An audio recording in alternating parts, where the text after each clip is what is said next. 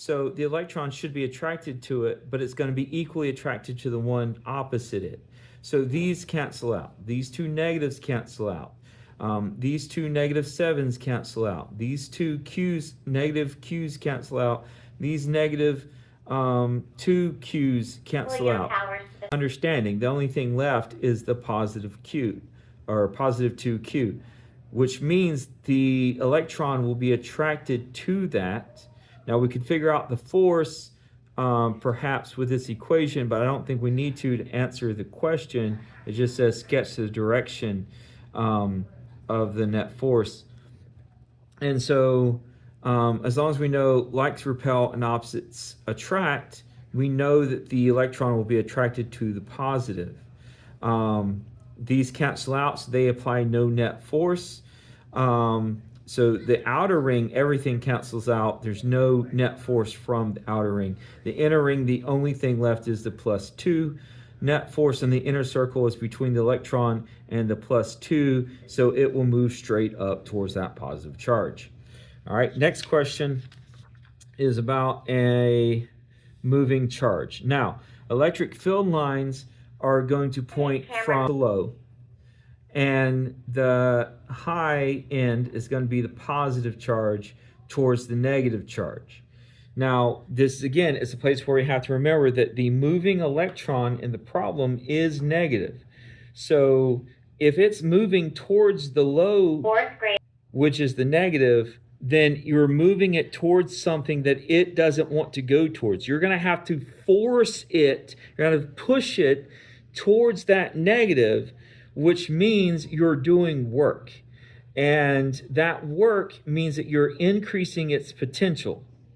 All right, so moving to the electron, moving towards the lower potential, the electrical potential decreases, or as it moves to the lower potential, the V is decreasing. Its potential energy is increasing because, again, you're having to do work to make it go towards something it doesn't want to go towards. The electron is moving towards negative, so the potential energy builds up since they repel each other, and you have to do work to make it go that way. In regular physics, this would be like pushing a ball uphill. You have to do work to make it go against the flow of gravity.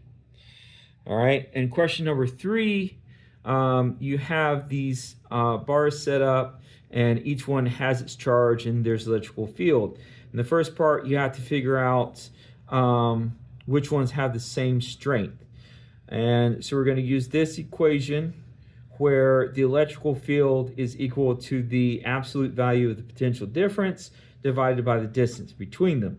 The question states that the distance between them is all the same. The separation is the same, so we can ignore the D and just look at the potential difference.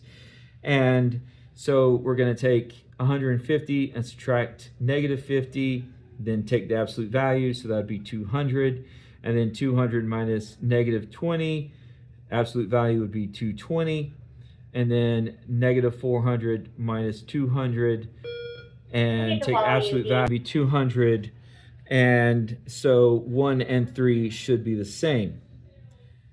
All right, the second part, you have to tell whether it be the field lines would be going to the left or the right.